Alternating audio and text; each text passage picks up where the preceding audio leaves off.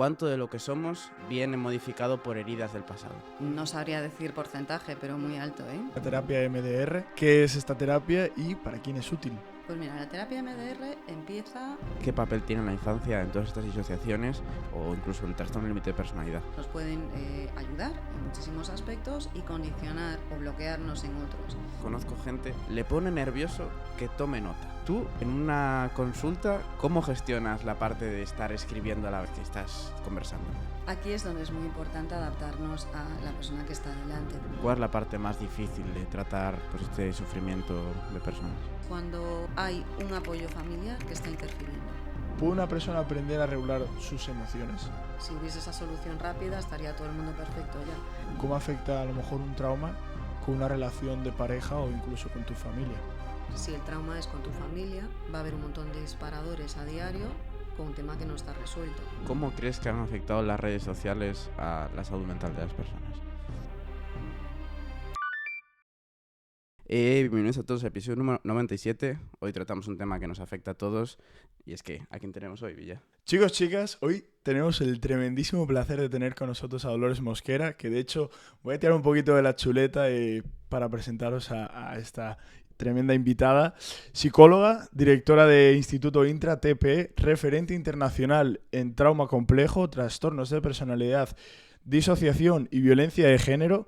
Y además de autora de 15 libros, que por suerte tenemos 2 aquí muy bonitos, y formadora internacional de MDR. Dolores, de verdad que es un tremendísimo placer tenerte aquí. Si quieres presentarte a cámara o comentar algo más. Un placer estar aquí con vosotros, muchas gracias. Para empezar, te quiero hacer una pregunta un poco así gancho para que la gente lo sepa, y es que ¿cuánto de lo que somos viene modificado por heridas del pasado? Pues no sabría decir porcentaje, pero muy alto, ¿eh? Muy alto. Sí, para positivo y para no solo para negativo, también para positivo. Hay personas que por sus experiencias vitales también desarrollan una serie de capacidades que les ayudan a mejorar y hacer muchas cosas mejor. Dolores, a nosotros siempre nos gusta conocer un poquito al invitado y también los oyentes que puedan conocernos un poquito más. Y algo que nos encanta preguntar es ¿qué es lo que te ha motivado a profundizar en este tipo del mundo de la psicología y en el mundo de los traumas? Pues la experiencia con los pacientes. Es decir, yo psicología no era mi primera opción.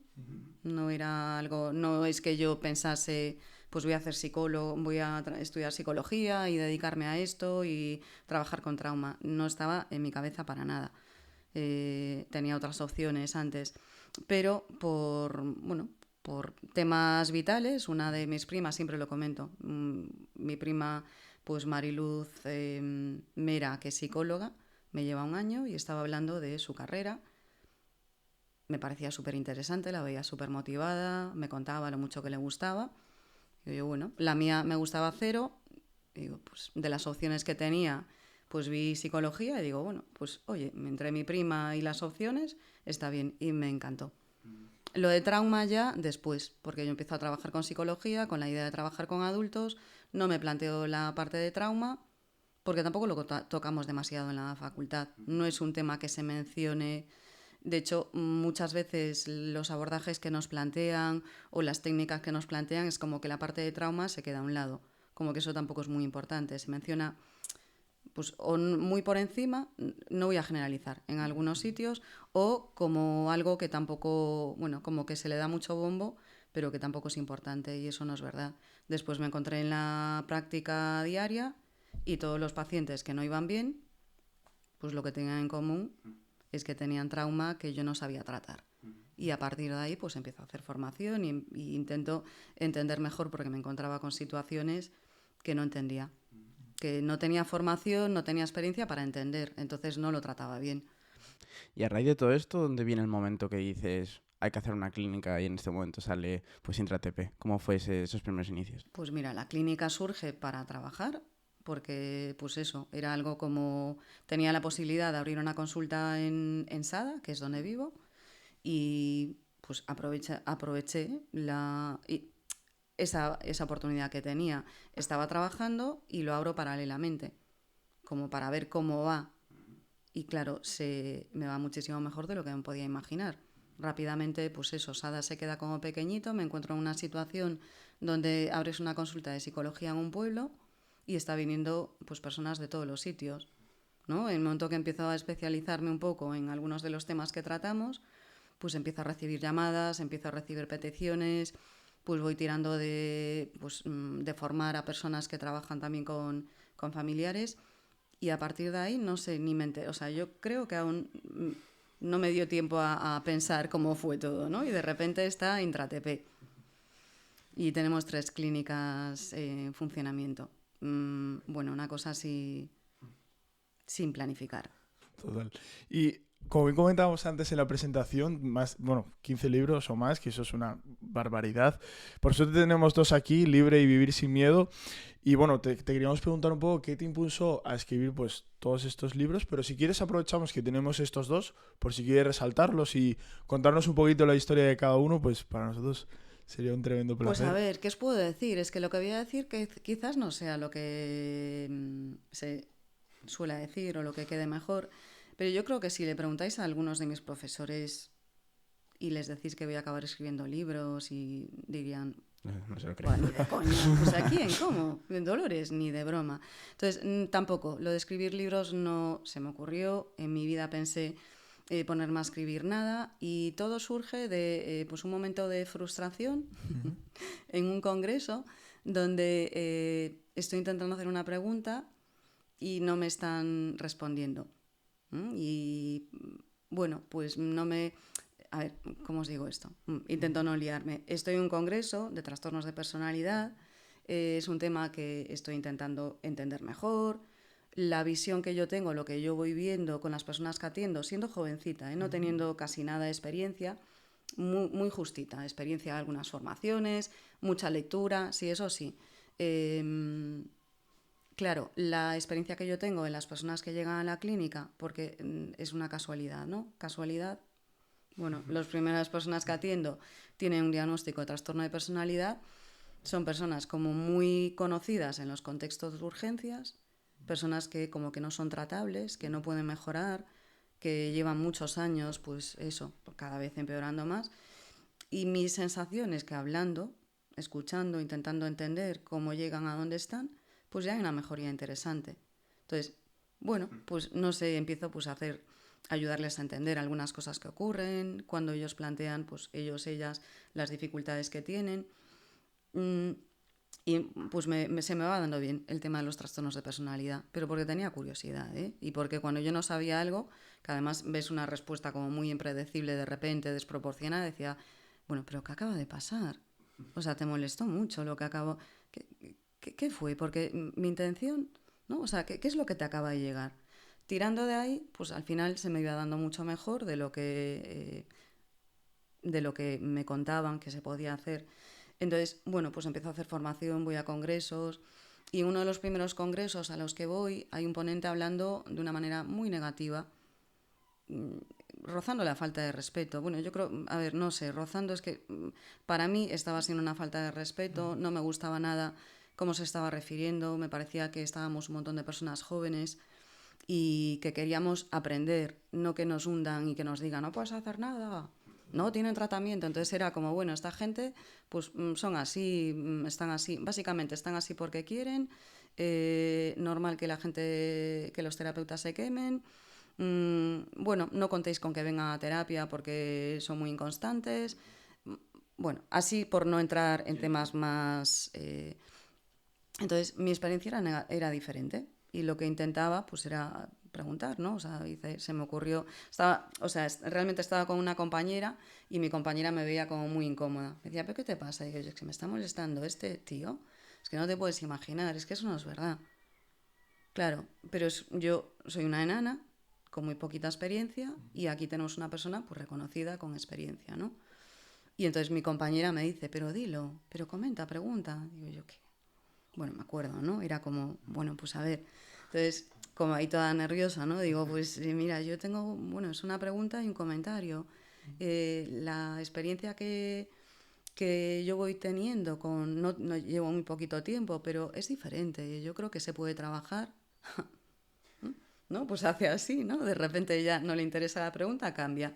Y dice, bueno, sí, bueno, con los años verás. Y entonces, claro, yo me quedé así como diciendo, pero ¿por qué, no? Porque es, bueno, a partir de ahí me habían pedido que escribiese algo para una revista así de estas de divulgación de trastornos de personalidad y escribo un artículo, pues en torno a la poca comprensión o el mal entendimiento del trastorno límite, ¿no? Pues desde ahí, ¿no? Porque quería como intentar transmitir una visión menos negativa. Creo que bastante tienen como para que aún encima los veamos así ya. Y a partir de ahí, pues surge otro artículo, me piden otras cosas y de repente pues conozco a una persona que me dice, ¿y por qué no escribes todo esto? Y yo, pues porque no escribo. Es que no sabría por dónde empezar. Escribir, bueno, pues todo lo que cuentas y lo que estás haciendo estaría bien. Y yo, bueno, a ver, lo puedo intentar. Y ahí empecé.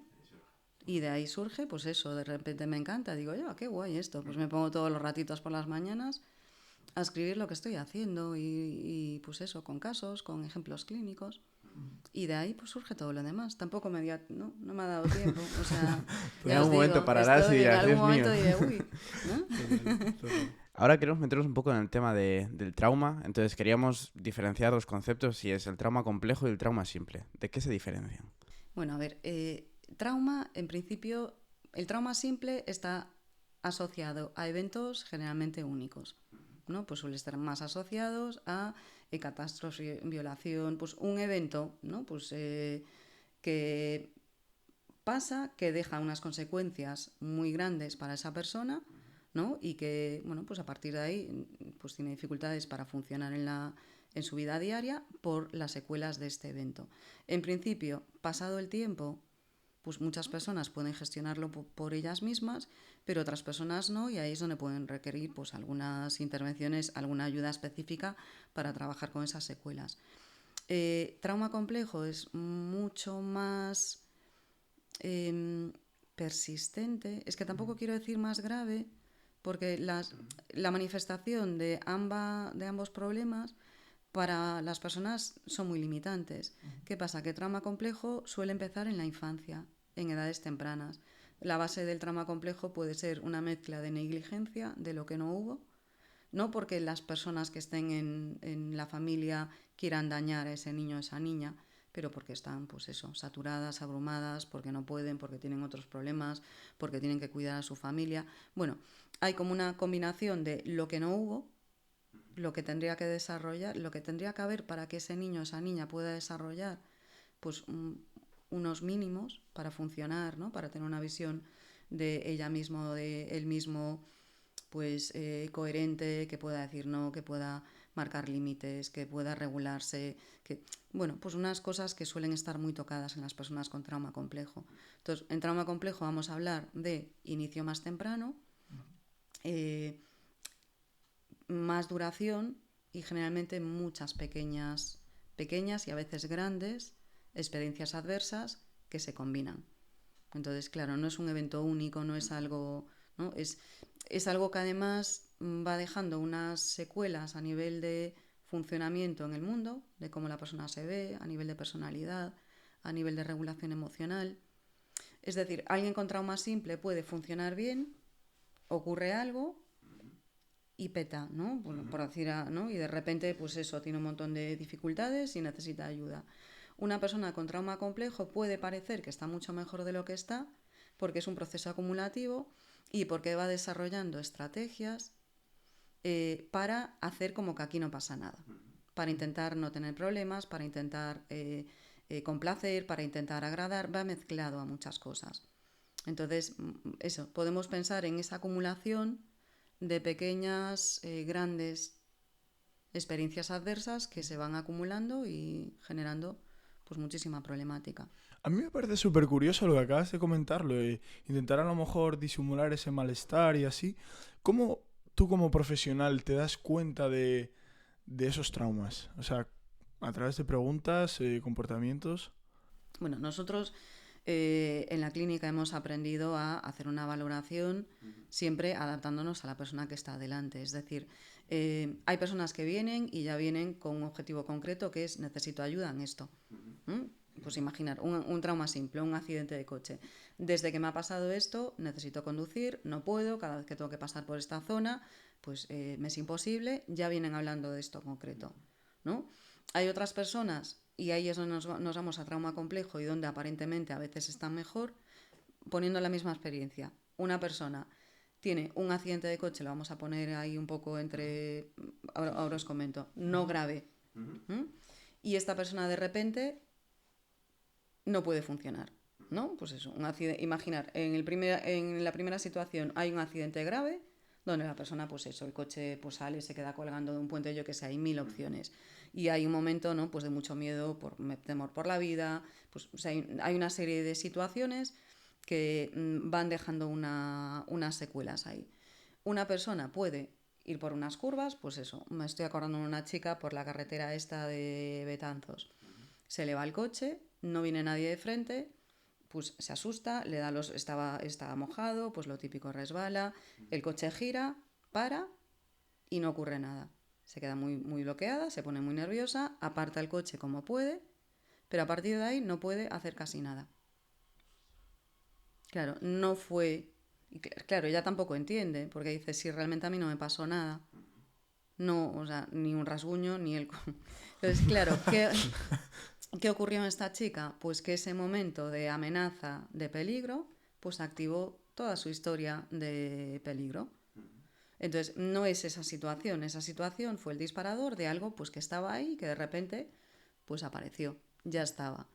Entonces, lo podemos ver así o lo podemos ver con personas que tienen dificultades en la autoestima, que no saben cómo son, que no saben lo que quieren, que no pueden poner límites, que toleran cosas que no tienen que tolerar.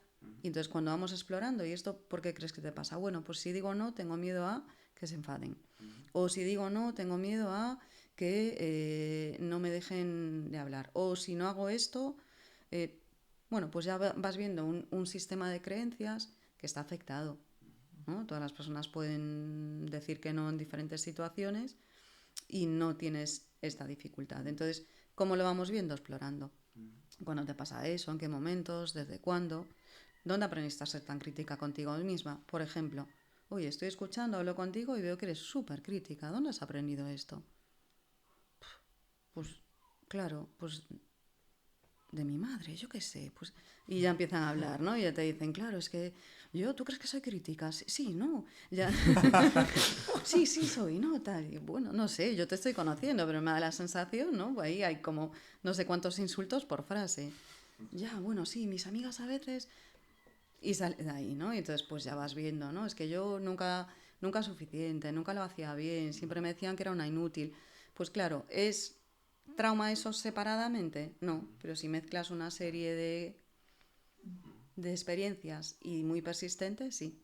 A mí me surge la curiosidad porque, claro, se nota la diferencia entre esto que comentas, el trauma complejo, la dificultad a la hora de notarlo, pero como persona que igual lo padecemos y no lo sabemos, ¿hay alguna forma de no esperar a este accidente de coche leve para, digamos, explotar y no darnos cuenta y decir por algunas alertas de igual debería de ir a tratarlo? ¿O solamente se da pie a que se vean los problemas después de esta manifestación? No, los problemas están ahí. Vale. Una persona sabe que tiene dificultades para regularse, sabe que tiene dificultades para expresar sus emociones, para cómo se ve, que va cambiando pues, el criterio de lo que opina, que es como muy variable, que a veces pues tiene muy claro lo que quieren decir, pero en función de quién esté o de lo que surja, como que no pueden. Hay un montón de cosas que podemos ver, pues dificultades para hacer algo que te gustaría, ¿no? No estoy hablando de una inseguridad, ¿no? Pues a todas las personas nos puede costar algo nuevo. Estoy hablando de algo como muchas secuelas en diferentes áreas. En cómo me veo, en cómo veo a los demás, la percepción que tengo del mundo, ¿no? Pues eso, hay personas que tienen una sensación de peligro casi constante o de que algo malo va a pasar, por ejemplo, ¿no? O que no pueden disfrutar porque si disfrutan, ¿qué va a pasar? Bueno, pues esto no es lo natural. Estamos programados para poder, ¿no? Pues eso, aceptar como somos. Nos pueden gustar algunas cosas más que otras. Nadie es perfecto, pero no intentar... No estamos viviendo como pensando todo el tiempo qué va a ocurrir con el otro, me van a aceptar, ¿Qué tengo que hacer? Analizando. Esto es un problema y esto suele estar asociado a este tipo de experiencias.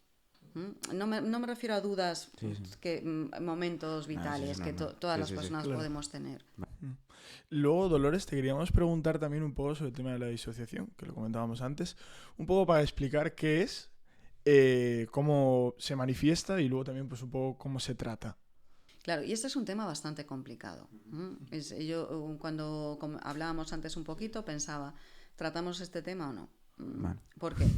Porque ahora mismo hay como un problema por exceso de información en redes, que está fenomenal, por una parte está genial, pero por otra parte hay que se van mezclando muchísima información, y disociación tiene como diferentes definiciones. Entonces, podemos pensar así a grandes rasgos que hay personas que nos hablan de una desconexión entre cuerpo y mente, por ejemplo, ¿no? O con las emociones, o pues estar como oído, estar pensando, ¿no? O, bueno, hay diferentes aspectos asociados al poder, a la disociación, donde lo que más habitualmente se ha tenido en cuenta ha sido lo que está asociado a la fragmentación de la personalidad, donde pues la manera de ser está afectada desde edades muy tempranas.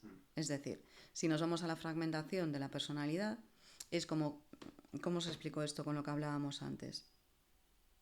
Hay una idea en el campo del trauma que tenemos como una persona, ¿no? Pues completa, integrada, que algo le ocurre y pues eso como que se rompe, explota, lo que sea, y se tapa, se oculta, y entonces hay que encontrar pues ese yo escondido que está en algún sitio.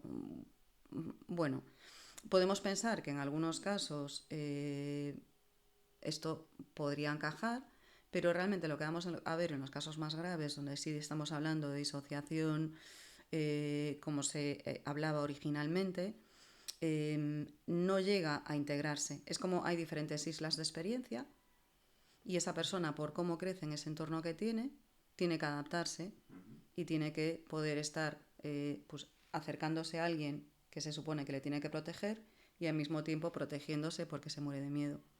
Entonces es como que esta mente tiene como diferentes fragmentos que no se acaban de integrar porque no tiene la posibilidad en ese entorno de poder hacerlo, que es lo que nos pasa a todas las personas en un entorno suficientemente bueno, ¿no? Pues nos van ayudando a desarrollar un sentido del yo integrado, donde todo funciona de manera coherente, porque nos van poniendo nombre a las emociones, validan lo que sentimos, nos protegen, etc. Todo eso se va desarrollando, ¿no? Y acaba siendo, pues eso, una personalidad sana, no perfecta. Lo que ocurre en los casos con disociación más grave es que realmente eso no está así, ¿no? Hay como unas barreras que están protegiendo a esa persona de realidades muy, muy dolorosas que muchas veces ni siquiera pueden recordar. Entonces es un tema muy complicado que va desde temas muy, ¿no? Pues muy del día a día, supuestamente, a temas así de complejos. A mí me parece curioso porque hablas mucho de yo creo que esta infancia, mencionas muchas veces el papel que tiene esta infancia. Entonces te quiero hacer directamente la pregunta de qué papel tiene la infancia en todas estas disociaciones o incluso el trastorno límite de personalidad. ¿Cuánto puede llegar a afectar al origen de esto? A ver, las consecuencias de cómo crecemos, empezabais por ahí, ¿verdad? Al principio de la entrevista. Sí, entonces, justo. Ahí están, ¿no? Nos pueden ayudar en muchísimos aspectos y condicionar o limitarnos o bloquearnos en otros. Entonces, el trastorno límite de la personalidad es uno de los trastornos más asociados a experiencias traumáticas en la infancia, pero no todas las personas con trastorno límite de la personalidad tienen síntomas disociativos relevantes. Dentro de los criterios, dentro de una serie de criterios que se usan para hacer un diagnóstico de trastorno límite, uno de ellos sería síntomas disociativos graves, ¿no? Que en muchos pacientes con trastorno límite no hay. Si crece en un entorno pues con suficientes excepciones, Yo a esto le llamo que alguien lo haga suficientemente bien, ¿no? Que haya algunas personas que te vean, que te quieran, que te protejan, que te expliquen, que te digan, mira, no sé lo que le pasa a esta persona, pero eso no está bien. Si hay suficiente de esto, podemos tener pues una persona con inestabilidad emocional, muchas dificultades en la regulación y otras cosas que podríamos hablar de trastorno límite, pero no va a tener síntomas disociativos relevantes. O sea, y de hecho, por no tener este tipo de síntomas disociativos relevantes, pues está todo el tiempo conectada con lo que ha vivido. Se está activando todo el tiempo. Y como no tiene manera de apartarlo de ninguna manera, pues está recurriendo a conductas destructivas o temas para poder calmar eso. En una persona con trastorno límite que sí tenga síntomas disociativos graves, donde pueda haber un diagnóstico comórbido de trastorno disociativo, esa persona puede no tener acceso a sus recuerdos. O sea, de manera habitual no están ahí, ¿no? Están como apartados por ahí, ¿no? Hay personas que hablan, pues eso, de armarios que tienen ahí con cosas escondidas, de cajas de Pandora, de baúles que están a punto de reventar. Cada uno lo explica de una manera muy metafórica. Entonces, estas personas que pueden tener el trastorno límite y además un trastorno disociativo, ahí sí que van a tener otro tipo de complicación, pero aparentemente, fijaros qué curioso, es que puede parecer que están mejor que una persona con TLP que no tiene síntomas disociativos graves, pero que está, pues eso, ¿no? Pues respondiendo de manera desproporcionada porque necesita ayuda para contener eso. Y una persona que ha aprendido a tener esas cajas, pues esos baúles guardados y muy escondidos, puede funcionar porque no tiene esto no está ahí, solo cuando hay intrusiones. Entonces, cuando hay intrusiones, aparece eso y ahí tienen dificultades. Pero entonces, bueno, son presentaciones parecidas pero diferentes a la vez. Yo quería destacar ahora que comentaste lo del TLP. ¿Tú crees que a lo mejor este trastorno está estigmatizado? No crees, Sí, ¿no? Estamos mejorando. Bueno, estamos mejorando mucho. Creo que nos queda mucho. Creo que sigue siendo, primero, está estigmatizado y está muy mezclado. Es decir, no se está haciendo una evaluación que realmente nos permita distinguir otras presentaciones que se confunden con trastorno límite y que le dan muy mala fama al TLP. La idea de TLP sigue siendo, pues eso, alguien pues muy difícil de tratar, manipulador, bueno, nada más lejos de la realidad. Aunque pueda haber momentos donde alguien de manera desesperada pida ayuda de forma que confunde, realmente casi nunca consiguen lo que quieren. Entonces muchas veces tenemos, abro otras cosas, narcisistas encubiertos, que yo es lo que intento explicarle a muchas de las personas con las que hablo de casos y me dicen, mira, esta persona con TLP que me hace esto, digo yo, olvídate, no tiene TLP. ¿Pero cómo lo puedes saber? Ya solo con lo que me comentas es totalmente incompatible. Narcisismo encubierto.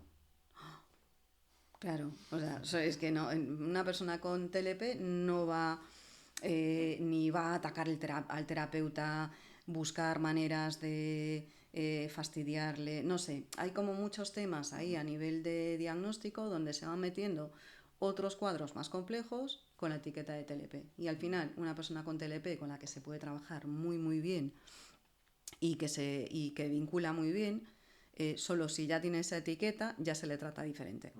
Pero hasta el punto de que una persona en su historia clínica, si tiene TLP y va a un médico de otra especialidad y se está quejando un poco y no es muy clara en cómo presenta las cosas, a veces es como, bueno, ya está esta persona con TLP aquí llamando la atención. A mí me han pasado situaciones súper graves en clínica de otras especialidades que alguien con TLP intenta pues recibir ayuda y se ve desde ahí. ¿Por qué? Porque ya hay pues notas en la historia y demás. Entonces, bueno, por suerte no es lo más habitual, pero sí que me he encontrado con personas que no han recibido la atención que necesitaban porque no se escucha. Ya es como, uy, TLP, ya, a ver qué viene a contar hoy. ¿Y una persona con este trastorno, qué necesita además de una medicación? A ver, lo más interesante de esto es que el TLP sí que está asociado a medicación, pero hay muchas personas que pueden funcionar muy bien con muy poquita medicación o sin ella. ¿Sí? Os comento algo que hicieron en una unidad específica de trastornos de personalidad hace bastantes años, donde las personas que ingresaban, y esta era una unidad, estaba el doctor Vicente Rubio, que es un muy buen colega mío y uno de mis profes, ¿no? Es un referente, es genial. Bueno, pues lo que estaban haciendo en esta unidad era todas las personas que ingresaban, ¿no? Pues ingresaban por unos meses, se les daba el mismo tipo de pastillas sin que las personas supiesen lo que estaban tomando. Y ahí es donde podían saber si era efecto placebo, ¿no? Pues a muchas se le daba placebo y otras se le daba medicación, ¿no? Pues X. Pero tomaban exactamente lo mismo y nadie podía saber. Y ahí empezaron a ver que muchos de los pacientes que ingresaban con muchos fármacos salían con muy poquitos. Porque realmente, entonces, eso es muy interesante. ¿Qué necesita? Pues que se le escuche, que se le entienda, que no se le juzgue, que se tenga en cuenta el papel del trauma y lo importante que es, porque la mayor parte de las respuestas desproporcionadas vienen de ahí. Tú, en una interacción, en el aquí y ahora, ¿no? Pues a lo mejor a ti yo te digo algo que no te gusta, o a ti, o vosotros, ¿no? Me lo decís a mí. Y bueno, pues a mí me puede molestar, pero no desencadena una reacción, ¿no? Como que dices, ¿pero qué ha pasado aquí? Bueno, esto es lo que vemos con muchas de las respuestas traumáticas. Las personas con TLP sí que son conocidas por tener respuestas muy desproporcionadas, pero solo lo vamos a ver como algo que no se entiende si no nos molestamos en entender. Si vamos al origen y lo que se activa se entiende y se puede tratar. ¿Qué necesitan? Eso, respeto, y trabajar con su historia de trauma cuando está ahí sin resolver, y habilidades, capacidades, ¿no? Pues comprensión, empatía, interés. Total. ¿No? Buah, Dolores, de verdad que nos está encantando. Ahora queríamos profundizar un poco en la terapia MDR básica. ¿Qué es esta terapia y para quién es útil? Pues mira, la terapia MDR empieza hace muchos años con su creadora Francine Shapiro para trabajar con trauma. Entonces, en principio, empieza a tener unos cambios muy llamativos con veteranos de guerra.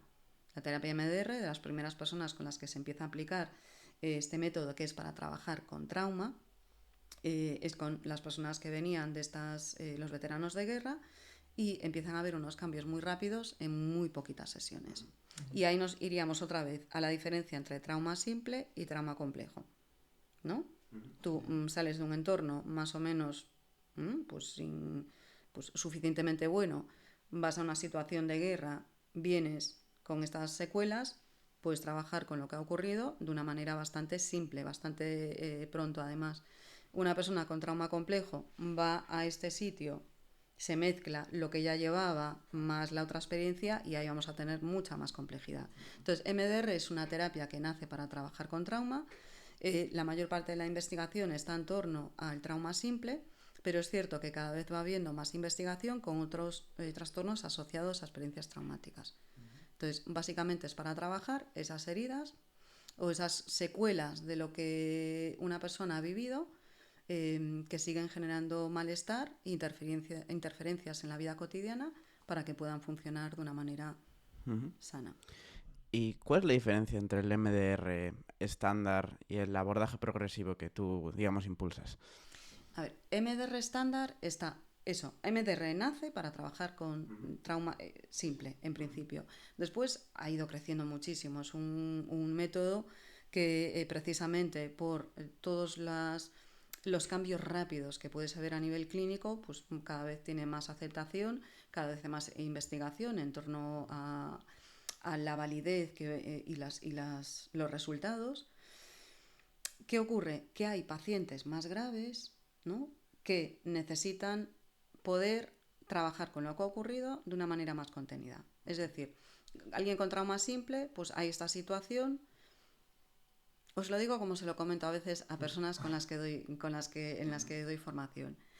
Una persona con trauma simple va a un terapeuta para trabajar con su trauma, igual que va cualquier otro profesional, ¿no? Pues tienes una herida, te duele la espalda, pues vas al fisio. Vale.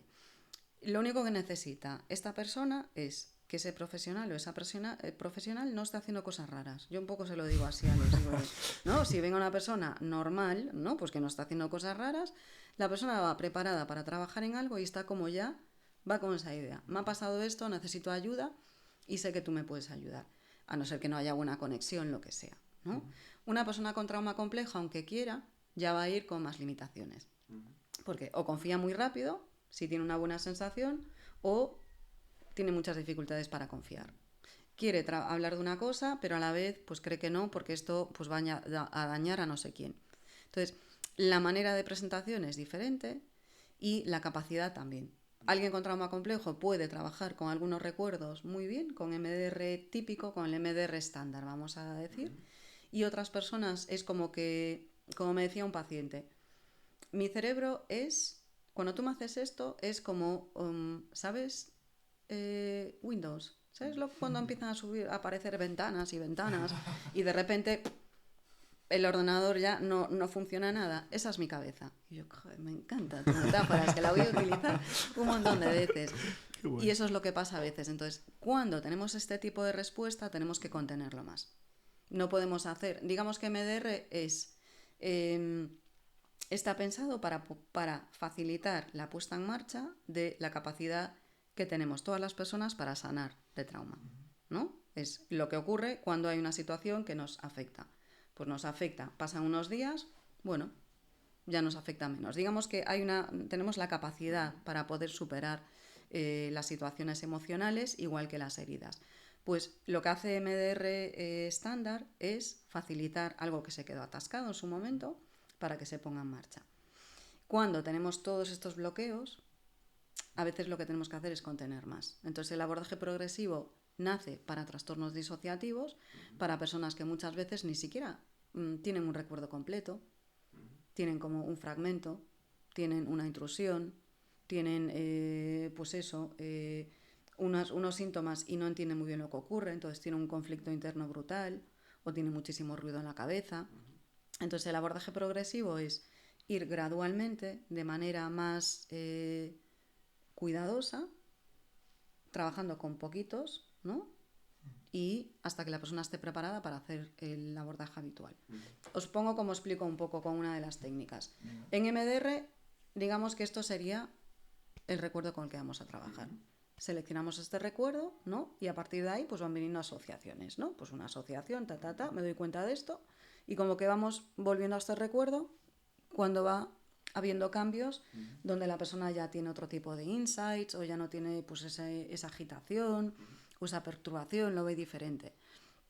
Cuando estamos trabajando con pacientes con más graves, con más dificultades, es como que tenemos que coger un trocito, una de mis pecas, ¿no? Y solo podemos coger eso. Porque si hacemos esto, no pueden. ¿Sí? Aparece el efecto Windows. ¿No? Entonces, lo que vamos a hacer es coger eso, trabajar un poquito solo, otro día otro poquito, lo estoy como simplificando, ¿vale? Para que la persona finalmente pueda trabajar con todo lo que hay ahí, ¿no? Entonces, gradualmente va teniendo más capacidad. Bueno, chicos, hablamos aquí de una persona que tiene una clínica como es IntraTP, pero claro, para todas esas clínicas, las que necesitan una página web, porque no solo el teléfono de contacto llega, para conocer un poco todos estos casos y cómo funcionan, ahí necesitáis Rayola Networks, una empresa para hacer vuestro hosting web y donde tenéis que alojar vuestra página web también, que os ofrece WordPress para editarla y configurarla a vuestro gusto. Aparte, lo bueno de Rayola Networks es que tiene servicio 24 horas y infraestructura en España para cualquier duda, curiosidad que tengáis, poder también acudir a el servicio que es 24 horas. Entonces, nos puede ayudar siempre a solucionar esos problemas que podamos llegar a tener. Y por nuestra parte tenemos un 20% de descuento con el link que tenéis abajo. Además están ahora los días de verano que tenéis un 40% extra, así que chequeadlo la página porque son los Rayola Summer Discounts. ¡Let's go! Dicho esto, seguimos con el podcast. A mí me parece curioso, y es que me quedé un poco pillado con la parte que dijiste de que para tratarlos hay que no hacer nada raro. Y a raíz de esto me vino la duda, y es que muchas veces conozco gente que cuando va a clínicas, bueno, digamos en este caso pues una psicóloga normal, le pone nervioso que tome nota. Que a la mínima que digas algo, empieces a escribir. Imagino que también la gente que viene, pues que ha pasado por muchos especialistas y que, imagínate, le ponen la etiqueta esa que hablábamos antes, también le pondrá un poco nervioso el que a la mínima que diga algo de repente escriban. Tú, en una consulta, ¿cómo gestionas la parte de estar escribiendo a la vez que estás conversando? Aquí es donde es muy importante adaptarnos a la persona que está delante. Te encuentras un poco de todo. Escribir no es raro, ¿no? Pero fijaros, algo tan simple como escribir puede generar respuestas tan diferentes, ¿no? Cuando tú escribes algo que una persona te cuenta, la persona suele entender que hay algo. Algo. Ay, vosotros entendéis que hay algo ahí. Bueno, qué interesante. Claro, habitualmente es como cuando otra profesional toma nota en el ordenador, ¿no? O sea, tomas nota, te preguntan unos datos, pues estamos tomando nota porque, ¿no? Nos interesa entender un poquito. Entonces, quedamos tomando nota de cosas que nos dice, que pueden ser importantes. No tiene por qué haber algo. No, yo no me refería a raro. Yo sí que es verdad que me parece curioso cuando fui al psicólogo, yo me acuerdo, tengo un recuerdo de que cuando dije algo que para mí era como decir que sumo 2 más 2 es 4, pero característico mío, digo, guau, dije esto y de repente apunto y dije, ¿qué acabo de decir? Me quedé como, ¿por qué esto es relevante? Y ahí realmente me paso mucho tiempo pensando en qué habré dicho que habrá él pensado, esto es importante. Claro, pero ahí es, lo más habitual es, si estamos tomando nota, vamos tomando nota pues de cosas, ¿no? ¿Cuándo empiezan tus dificultades? ¿Qué te trae aquí? ¿En qué crees que te puedo ayudar? Pues vas contestando, ¿no? No te vas, para tener un poco de dónde empezamos y cuál va a ser el resultado del trabajo.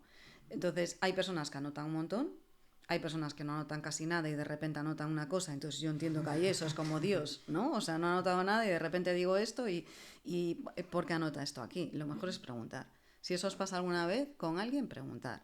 Decir, oye, esto, ¿por qué has anotado? ¿No? Porque yo creo que es lo mejor, porque así os lo puede decir.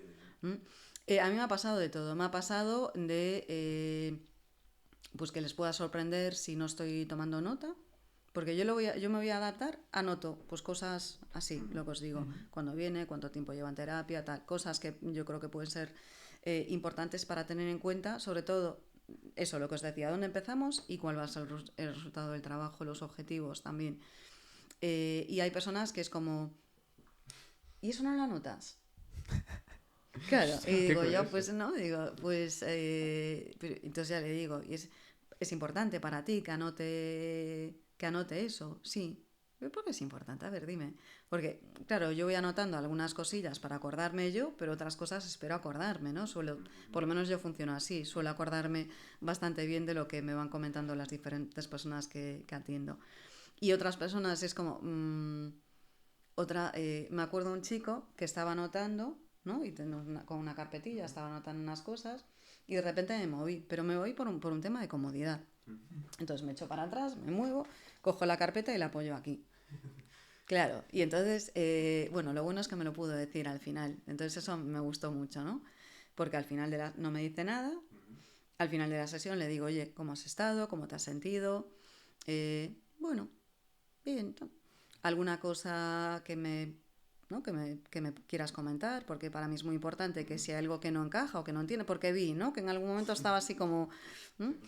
que estaba incómodo, sí, exacto. Y me dice, bueno, que hubo un momento donde anotaste algo que fuiste muy transparente en lo que tú anotabas y hubo un momento donde separaste tu carpeta y entonces digo yo, sí, bueno, es cierto, separé la carpeta y eso cómo te llega a ti, que anotaste algo para ti. Y digo yo, pues fíjate, mira, tengo aquí, ¿no? Realmente podría ser, si fuese así te lo diría, si es algo que yo anoto para mí, te diría, pues mira, sí, ocurre porque tampoco te estoy conociendo, yo qué sé, le explicaría por qué hago eso.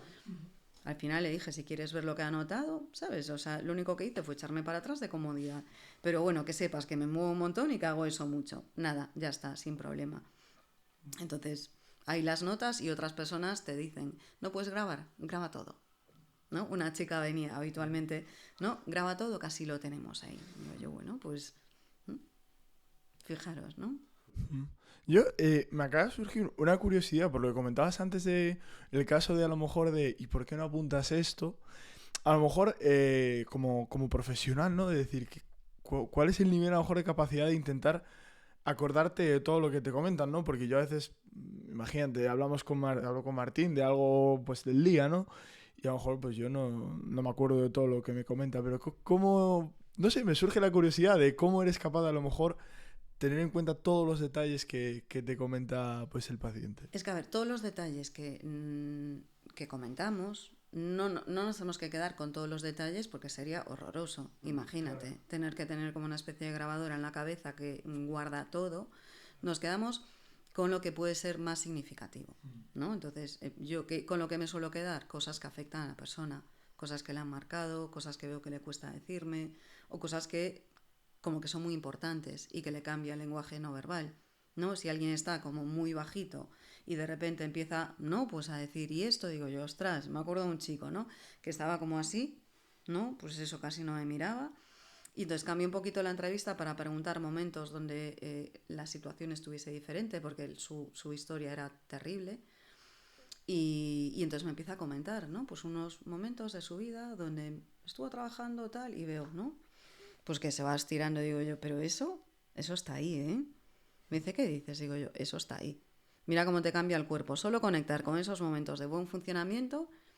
Sí, digo yo, pues eso nos va a venir muy bien para la terapia. Ya cambió todo, ¿no? Entonces, ¿con qué nos quedamos? Con lo que tú puedes estar viendo que es significativo. Pues alguien que me cuenta temas horribles riéndose. Yo me voy a quedar con eso. Y a lo mejor, depende de lo que vea, en una primera entrevista le puedo decir, mira, esto me da la sensación de que no te hace gracia. O a lo mejor espero, porque no sé muy bien, ¿no? Muchas veces la risa es una defensa que confunde.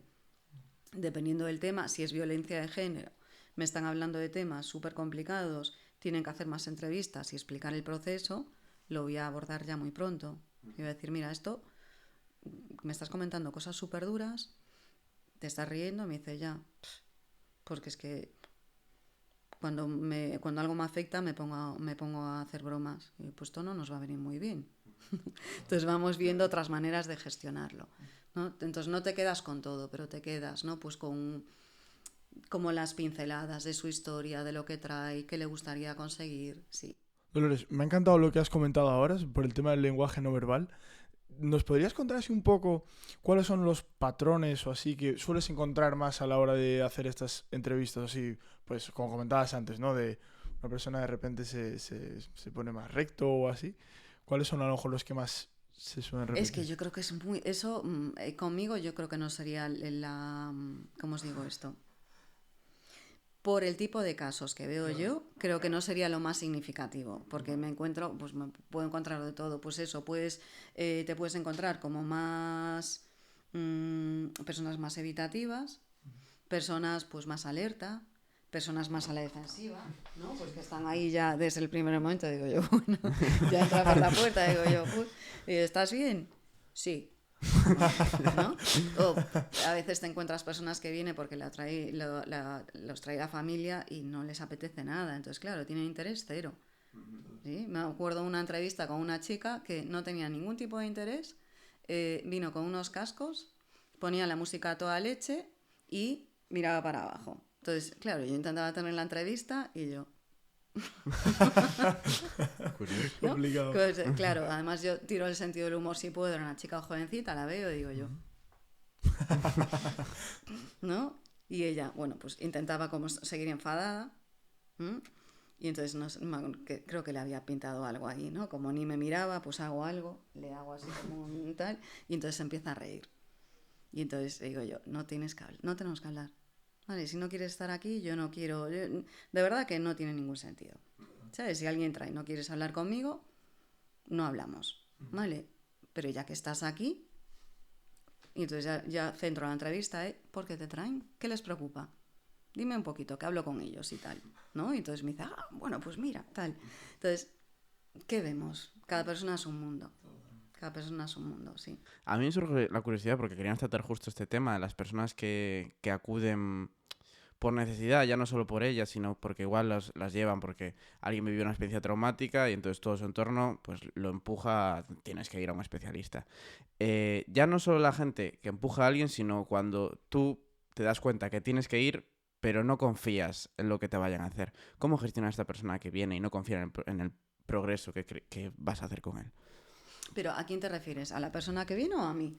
¿O No, nosotros? a la persona, o sea, yo soy una persona que ha tenido un trauma. Soy consciente de que no estoy siendo capaz de funcionar, pero voy porque tengo que ir, pero no confío en lo que me vas a hacer. Digo, a mí no me va a funcionar. Soy una persona negativa y digo, a mí no me va a funcionar. ¿Cómo gestionas esto? Bueno, yo primero aceptando y respetando y pensando que seguro que esa persona tiene muy buenos motivos para no confiar. Entonces yo cuando alguien, por eso os digo, depende cómo venga alguien. Hay personas que vienen como muy dispuestas, vienen un poco con la idea ya, o no, lo pueden tener más definido, y hay personas que vienen que quieren venir pero no pueden. O sea, vienen y a la hora, y cuando están ahí se bloquean y ves que falta confianza. Yo intento decirles, mira, no tenemos que hablar de nada que no quieras. O sea, estás bien, estás cómoda, ¿qué está pasando? Ayúdame a entender, ¿qué te trae aquí? ¿Vienes tú? ¿Te traen? ¿Por qué es? Vamos a hablar y hablamos un poco de eso. ¿Qué crees que es para ti? Yo a veces les pregunto, ¿en qué crees, cómo crees que va a ser esto? ¿Has estado en un psicólogo anteriormente? ¿Cómo ha sido? Porque a veces es por otras experiencias. A veces se insiste mucho, no podemos insistir con trauma. Con trauma a veces e intentar que la persona nos esté contando detalles al principio quedan fatal. Entonces es más respetar. Yo voy como filtrando, ¿no? Equilibrando y les digo, es que no tenemos que hablar de nada de esto. Cuando tú quieras. Ayúdame a entender qué te gustaría, en qué te gustaría estar mejor. O a veces ya, según cómo vea la persona, en qué te gustaría estar menos mal. ¿No? ¿Por dónde podríamos empezar? Y tiro de ahí, tiro de lo que me puedan comentar. Y si no pueden, yo les digo, mira, yo entiendo que a lo mejor no es un buen día para ti. A mí me encantaría poder verte en otro momento, pero que vengas tú. ¿Sabes? Que aquí trabajar en contra de voluntad, no. Entonces, depende mucho de lo que vea. Si es alguien que no tiene confianza, le voy a decir que muchísimas gracias por decírmelo. Y le voy a decir que me parece estupendo que no tenga confianza porque creo que seguro que es por buenos motivos y de que la confianza se tiene que desarrollar. Que solo porque yo soy una profesional, que prefiero a alguien sin confianza, que venga a la defensiva porque se protege, que a alguien que confía en mí sin conocerme de nada. Eso es más problemático para mí, porque ahí no se protegen bien muchas veces. Curioso. Dolores, ya llevas al fin y al cabo muchísimos años de experiencia de rodaje y nos encantaría preguntarte alguna experiencia que te haya llamado la atención a nivel positivo, ¿no? Es decir, algún, persona, caso que quieras destacar o así, que te gustaría comentar. Ahí tengo muchísimas personas. Yo es que estoy muy orgullosa de las personas con las que he trabajado y además de las que han podido mejorar, ¿no? Que son muchas y a veces casos considerados como eso, intratables, me vienen mil a la cabeza. Quizás de las experiencias que pueda destacar más es cuando empecé a trabajar con algunas personas que venían derivadas como trastorno límite, por las autolesiones, por la impulsividad, por algunas respuestas, por alguna dificultad para gestionar el enfado. Y explorando ahí, me acuerdo, un chico que todo lo asociaba a las voces de su cabeza. Entonces me acuerdo, yo ahí tenía menos experiencia y estaba pensando, pues esto necesitará medicación, ¿no? Estaba pensando así, pues lo típico, ¿no? Psicosis. Y al final este chico tenía una historia de trauma complejo, un trastorno disociativo sin diagnosticar y le empecé a preguntar un poco de qué hablaba, ¿no? Empecé a preguntarle por las voces, ahí salió otro de mis temas, ¿no? Pues acabé especializándome en el trabajo con personas que escuchan voces, independientemente del diagnóstico, y los cambios fueron espectaculares, ¿no? Entonces, me quedaría con algunas personas que no veían sentido a su vida y que después vienen, ¿no? Y me vienen varias mujeres que vienen y me presentan pues eso a sus nietos, ¿no? Yo qué sé, tengo tantísimas, muchísimas. Y esto es la parte un poco bonita de todo esto, de ver el progreso, pero ¿cuál es la parte más difícil de tratar pues este sufrimiento de personas? La parte más difícil, para mí, yo creo que la parte más difícil es cuando hay un apoyo familiar que está interfiriendo y que no tenemos acceso a ellos. Si hay personas en el entorno familiar que quieren ayudar, lo hacen como pueden, pero están dispuestas a aprender, eso siempre es genial, porque son muy buenos aliados. Pero cuando siguen haciendo más de lo mismo que no ha funcionado, para mí es un poco, yo creo que es lo más difícil, porque veo el sufrimiento en la persona, ¿no? Intento centrarme mucho en lo que depende de ti y de mí, pero creo que es uno de los temas más complicados, ¿no? O el maltrato que reciben a veces pacientes que no son bien entendidas. Dolores, también te queríamos preguntar, al fin y al cabo, pues tu día a día es tratar con traumas, pero claro, tú también eres persona y todos tenemos pues nuestros vaivenes, por decirlo así. ¿Cómo se cuida una persona que está tratando todos los días con traumas? Pues a ver, es que, ¿cómo os digo esto? Primero, yo me cuido sabiendo lo que puede, dónde acabamos. A mí me ayuda mucho porque al principio sí que es cierto que era como cuando crees que has escuchado de todo, ¿no? Pues viene el ser humano y te demuestra que no, que hay cosas peores, ¿no? Y a veces escuchar lo que puede llegar a hacer el ser humano con otras personas es tremendo. Pero ver la capacidad de resiliencia que tienen y cómo pueden mejorar. A mí siempre me ayudan las pacientes y los pacientes del principio, ¿no? Pues a ver cómo estaban y cómo están. Eso me ayuda un montón. Después, lo que a mí me ayuda mucho es que tengo un sentido del humor negro así un poco particular. Y esto también en el equipo es compartido y nos viene bien, porque a veces si no. Y que tengo un equipo fantástico. Me rodeo de buena gente, porque hay muchas cosas que se pueden aprender y hay unos aspectos básicos que no. Buena gente que trabaja en equipo, que pues eso, se ayudan entre ellos, entre ellas, y a mí eso me viene muy bien. Y tener mi vida personal fuera del trabajo, eso es crucial.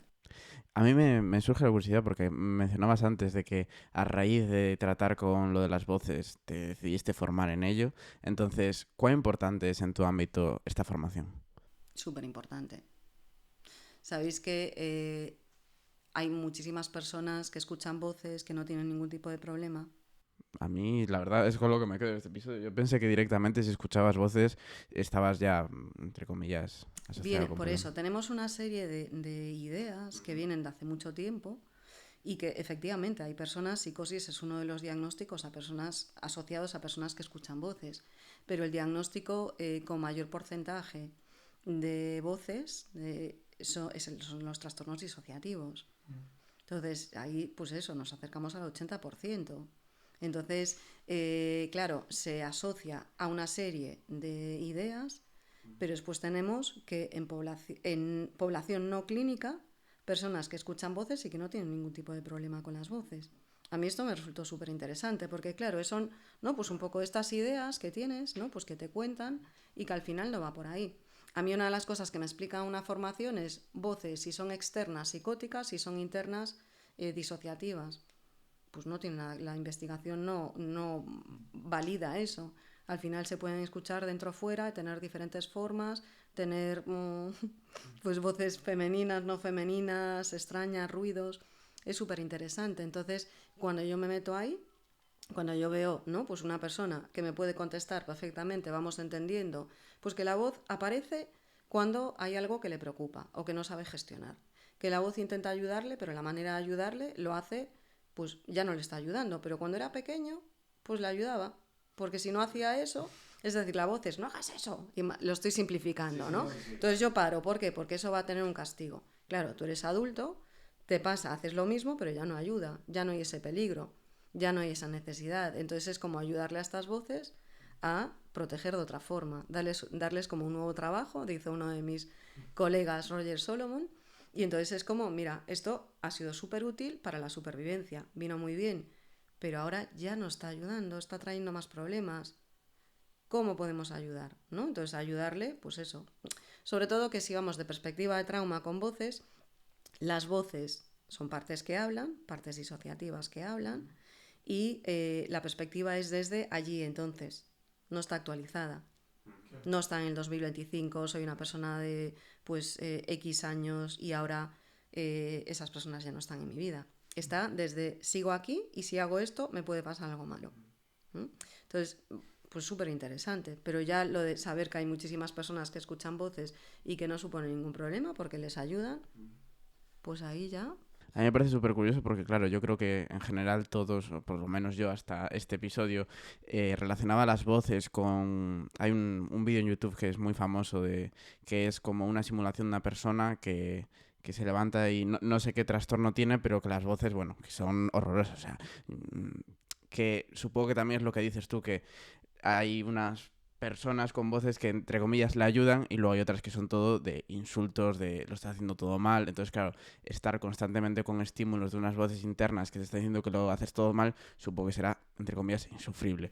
Es durísimo, eso es tremendo. Claro, y yo cuanto más trabajo con personas con este tipo de problemática, más, ¿no? Pues más entiendo lo importante que es tener otras maneras de abordar.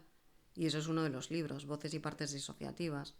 Tocho así. Solo de eso, claro. Me pongo en ese momento donde yo estoy pensando, ¿no? Pues cómo derivar a este chico de una manera que no le haga daño, porque ya lleva como unos 20 años de tratamiento. Me pongo a hablar con él y ya me olvido, digo, da igual, bueno, pues que lo que sea, ¿no? Vamos entendiendo cuando aparece. Bueno, podemos trabajar.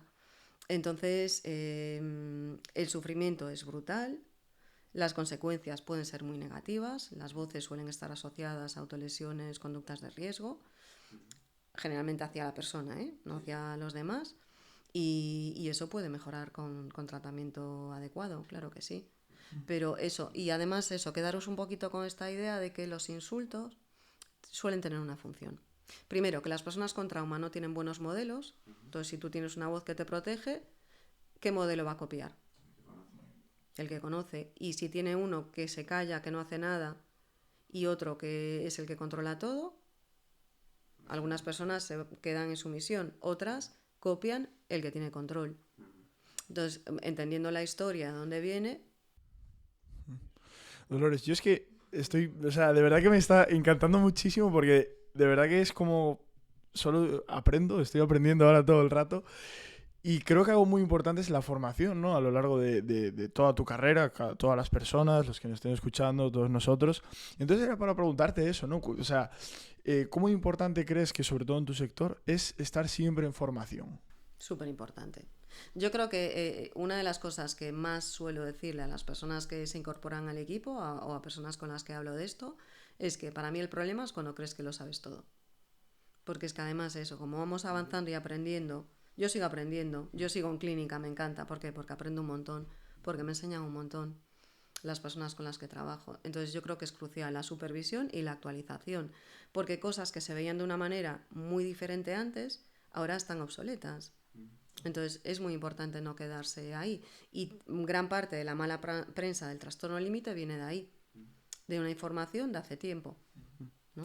Y en tu caso hablábamos antes de que mucha parte del año estás en otros países viajando por necesidad del trabajo y también formándote. En estos casos, ¿no echas de menos, con todo este nuevo forma de vida en la que viajas bastante, el estar más en clínica y conocer más casos, digamos, a diario? ¿No lo echas más de menos al haber...? Pero es que yo no lo he dejado. Es decir, yo estoy en clínica, yo viajo mucho, sí que viajo eso, pues dando formación en diferentes sitios, lo comentábamos antes, me gusta mucho, creo que es una manera de ayudar. Yo no puedo tratar a todas las personas, ¿no? Cuando puedes ver a esta persona online, cierro online, no atiendo online, porque claro, si abro esa puerta, nada, o sea, entonces es ayudar a personas a trabajar pues con perfiles asociados a trauma, porque todo esto de lo que hablamos está asociado a esa base, y después estoy en clínica de manera intensiva. O sea, yo el viaje más largo que puedo hacer, quizás si me voy a un sitio lejos, pues son 2 semanas, pero después estoy una súper intensiva aquí. Entonces, ¿qué hago? Pues con personas que atiendo, quizás personas nuevas, siempre hay una coterapia con alguien del equipo. Tengo un equipo estupendo, entonces eso lo facilita. Pero estoy en clínica, pero mucho. Yo pacientes a la semana, pues eso, a lo mejor los días que estoy 3 días, estoy viendo 8 casos por día. 8 o 9 casos por día, depende si hay alguna crisis por ahí. Y no lo dejo de hacer, es lo que más me gusta y lo que más me enseña a seguir, o sea, donde yo más voy puliendo. Total. Dolores, queríamos profundizar ahora un poco en preguntas de la audiencia, porque al fin y al cabo, pues bueno, para los oyentes, pues tenéis abajo todas las redes y página web. Bueno, te leo una. Prácticamente, pues, ¿puede una persona aprender a regular sus emociones? ¿Y cómo podemos hacerlo? Sí, claro que sí. Lo primero, a ver, eso no, eso es muy complicado, ¿no? Pues eso, contestarlo, imaginar, si hubiese esa solución rápida, estaría todo el mundo perfecto ya. Entonces, no, claro, sí, por supuesto, sin lugar a dudas. Algunas personas van a necesitar mucho más tiempo porque hay muchísimas interferencias. Primero para aceptar las emociones y hay otras que no las conocen. Mira, pensar en una chica que ahora está estupenda y estoy súper orgullosa de ella. Cuando yo la conozco, emociones de las que pueda hablar e identificar es terror y culpa. Bueno, vergüenza. Entonces, claro, lo primero es poder identificarlas, ¿m? Y después gradualmente ir viendo en qué momentos interfiere, qué dificultades, qué bloqueos hay por ahí, técnicas de regulación emocional. Hay un montón de trabajo para eso. Sin lugar a dudas, pueden aprender.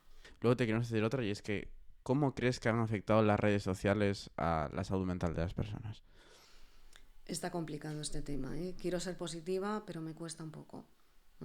Creo que hay muchas ventajas, ¿no? Empecemos por ahí, pero creo que el exceso de información unido a personas confusas ha hecho que últimamente empieza a haber unas presentaciones en clínica en todos los países de personas que se autodiagnostican de trastornos muy graves y que se confunden tanto que se lo llegan a creer.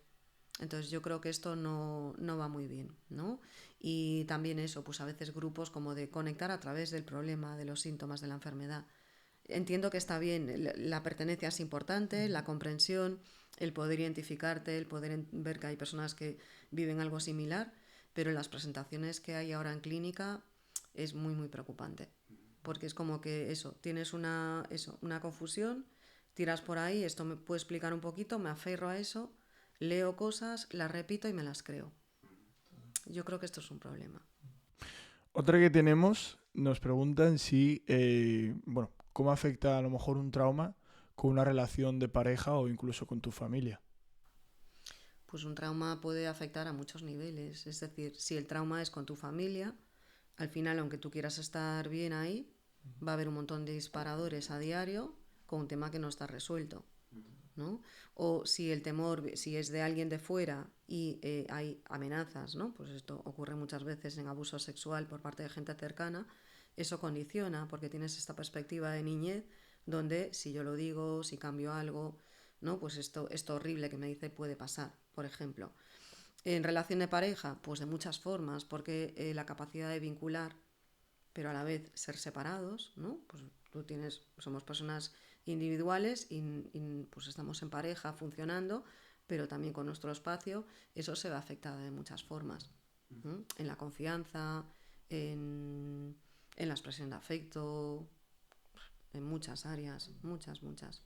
Y en violencia de género, si nos vamos ahí, ya no poder dejar la pareja, no poder decir que no, pensar que todo es culpa de ellas, que se merecen lo que ocurre. Bueno, iríamos...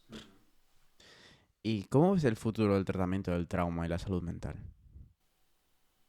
Yo creo que vamos muy bien encaminados. Yo creo que cada vez se tiene más en cuenta. Solo por poneros un ejemplo, ¿no? Me habláis de cómo empieza Intratp. Cuando yo empiezo, sí que estoy metida en el campo de trastornos de personalidad. La primera vez que yo planteo que voy a hacer la formación en MDR es como, ¿pero qué vas a hacer? ¿Qué es eso, no? Que es con a ver, desde, ¿no? Pues gente que me aprecia diciendo eso es raro, ¿no? Y ahora está, pues yo diría que todas, pues vamos a decir casi todas por si acaso, las unidades que se dedican al tratamiento de personas con trastorno de personalidad, la parte de trauma está incluida. O sea, los profesionales es uno de los requisitos, ¿no? Entonces yo creo que vamos bien encaminados. Y hablando del futuro, hay una rama que siempre nos encanta tocar con cada invitado para ver cómo lo utiliza o cómo le gusta utilizarlo, que es la inteligencia artificial.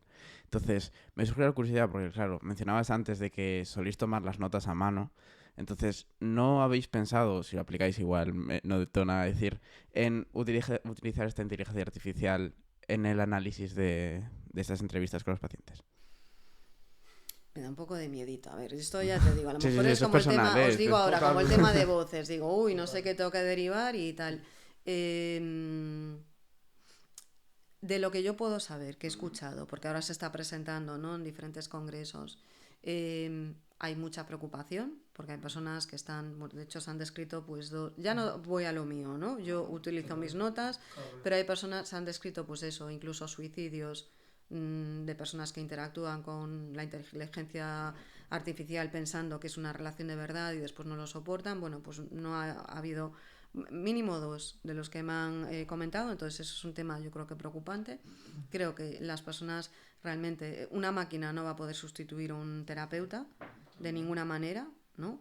Igual que tampoco una máquina no puede sustituir el juicio clínico, porque si nos vamos solo lo que la persona te dice, pero es que lo más importante a veces no es lo que te dice, sino lo que no te dice o cómo te dice lo que te está contando. Entonces eso no hay manera de que una máquina lo pueda hacer. Entonces yo el tema de analizar mis notas no lo veo. Por ahora no lo veo. A lo mejor nos vemos en otro momento y digo, mira, pues veo por aquí, pero por ahora no lo veo. Justo acabas de sacar un tema que no tenía pensado tratarlo, pero porque me olvidé, pero sí que es verdad que me encantaría que mandáis un poco un mensaje, porque conozco a mucha gente que está recurriendo a esta inteligencia artificial para contarle todos sus problemas. Entonces, ¿qué te gustaría que escuchasen o con qué se quedasen para hablar con la IA? Me gustaría que tengan cuidado. Vale. Me gustaría que puedan pedir ayuda, si es un tema, pues eso, de compartir, ¿no? Pues yo creo que hay grados. Si es algo que va bien como algo puntual, que no requiere, va a depender mucho el tiempo. Si nos vamos a personas que están un montón de tiempo, al final es otra estrategia compensatoria donde evitas la realidad, que es donde tienes que hacer frente a los problemas y donde tienes que vivir y adaptarte, metiéndote en una realidad alternativa donde al final te está contestando una máquina que aunque pueda tener pues mucha información, por ahora no deja de ser una especie de búsqueda en internet más avanzada. Entonces ahí también hay mucha información contradictoria. Entonces si tienes un problema que te limita en tu vida diaria, sin duda una persona. Dolores, ahora te queríamos hacer una pregunta así un poco reflexiva, ¿no? Y es un poco ¿qué has aprendido del dolor humano que no hayas aprendido en los libros? La capacidad de resiliencia, cómo hay personas maravillosas a pesar de todo lo que han vivido, y sí, la capacidad de adaptarse del ser humano. Siguiendo por esta rama de preguntas reflexivas, vamos con otra, y es que si pudiese entrar ahora mismo en ese congreso donde la persona que hizo esa especie de exposición y que no respondió bien a tu pregunta, en ese caso, si pudiese hablar con esa Dolores, ¿qué le dirías? Le diría que tranqui, que eso va a encontrar muchas opiniones así, pero que por suerte hay muchísimas más diferentes y más actualizadas. Total. Pues Dolores, llegados aquí hasta el final, siempre tenemos una pregunta que no tiene nada que ver con podcast, mucho más informal, que es, pero bueno, las preguntas míticas, que son 2 preguntas y tienes que responder a una sin decir a cuál respondes. Que es, lugar más raro donde has dormido o lugar más raro donde has hecho el amor. Y solo decir el lugar sin decir a qué respondes. Es como la resistencia. Dios, tengo que pensar. El lugar más raro, porque estoy en tantos sitios raros. Sí. En un sitio en Ámsterdam que tienen como una especie de zulos que adaptan para viviendas. Sí. Perfecto. Sí, con conversaciones sobre asesinos en serie. O sea, eso derivó. Sí. Genial. Dolores, de verdad que hemos disfrutado muchísimo del podcast. Seguramente toda la gente que nos ha escuchado se ha llevado aprendizajes súper valiosos. Y dicho esto, si quieres mandar algún mensaje o algo. Nada, muchísimas gracias. Un placer estar con vosotros y hasta otra. Bueno, chicos, quedaos con los conocimientos que habéis sacado de este episodio. Hay muchas cosas que sé que podéis poner en práctica o por lo menos analizar vuestras conductas. Así que, dicho esto, nos vemos en el próximo episodio. Tenéis todas las redes abajo. Chao, chao. Nos vemos en el próximo episodio.